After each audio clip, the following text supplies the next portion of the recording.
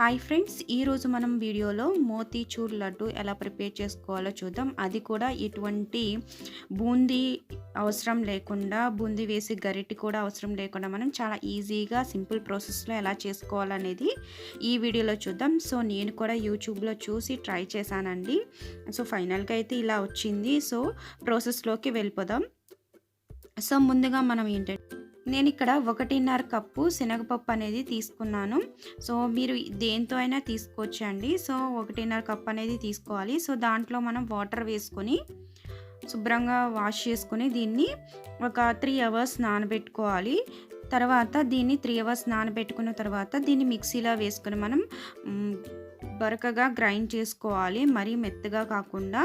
So మొత్తం అంతా కాకుండా ఒక 2-3 సార్ల కింద మనం గ్రైండ్ చేసుకోవాలి. సో గ్రైండ్ చేసుకున్న తర్వాత దీన్ని ఏంటంటే మనం ఇలా ఫ్రై చేసుకోవాలి. మనం డీప్ ఫ్రైకి సరిపడా ఆయిల్ వేసుకొని ఇలా రౌండ్గా మనం ఏంటంటే బాల్స్ లాగా చేసుకొని మనం వీటిని అంతటిని కూడా మనం డీప్ ఫ్రై చేసుకోవాలి. పిండిని అంతటిని కూడా ఈ విధంగా మనం కొంచెం కలర్ వచ్చేదాకా మనం ఫ్రై చేసుకొని మనం అన్నిటినీ కూడా మనం ఒక దాంట్లోకి తీసుకోవాలి. ఇలా బౌల్లోకి తీసుకున్న తర్వాత మళ్ళీ వీటిని ఏం చేయాలంటే మళ్ళీ మనం మిక్సీలో వేసుకొని మనం గ్రైండ్ చేసుకోవాలి. సో మరీ మెత్తగా ఆడుకోకూడదండి. మరీ మెత్తగా ఆడుకుంటే మనకి ఏంటంటే బాగా స్మూత్గా అయిపోతాయి లడ్డూలు అనేవి.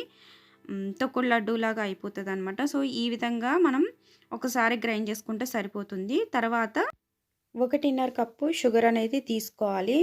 సో మనం ఏదైతే మెజర్మెంట్తో మనం శనగపప్పు తీసుకున్నామో అదే మెజర్మెంట్తో 1.5 కప్పు తీసుకొని హాఫ్ కప్ వాటర్ అనేది యాడ్ చేసుకోవాలి. యాడ్ చేసుకున్న తర్వాత మనకి షుగర్ అనేది కంప్లీట్గా మెల్ట్ అయ్యేంత వరకు కరిగించుకుంటే సరిపోతుంది. దీనికి తీగ పాకం ముద్రపాకం అని కాకుండా జస్ట్ వాటర్ అనేది మనకి జిగురుగా అయ్యేంత వరకు మనకి ఏంటంటే అలా కుక్ చేసుకున్న తర్వాత మెల్ట్ చేసుకున్న తర్వాత ఇప్పుడు మనం ఈ గ్రైండ్ చేసుకున్న మిక్చర్ని అందులో వేసుకొని కలుపుకోవాలి. నేను ఇక్కడ ఎటువంటి ఫుడ్ కలర్ అనేది యాడ్ చేసుకోలేదండి.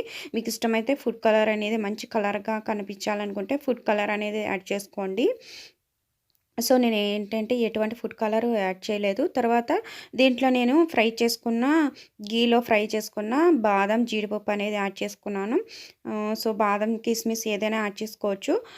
అలాగే కొద్దిగా ఇలాచీ పౌడర్ కూడా యాడ్ చేసుకొని మళ్ళీ వీటన్నిటిని కూడా మనం బాగా మిక్స్ చేసుకోవాలి. సో వాటర్ అనేది ఎవాపరేట్ అయ్యేంత వరకు ఒక 2 మినిట్స్ మనం దీన్ని కుక్ చేసుకోవాలి. ఇవన్నీ యాడ్ చేసిన తర్వాత దీన్ని ఒక ప్లేట్లోకి తీసుకొని కంప్లీట్గా చల్లారిన తర్వాత చేతికి ఆయిల్ కానీ గీ కానీ అప్లై చేసుకొని ఏ సైజులో కావాలంటే ఆ సైజులో మనం రౌండ్గా బాల్స్ చేసుకోవడమే అండి.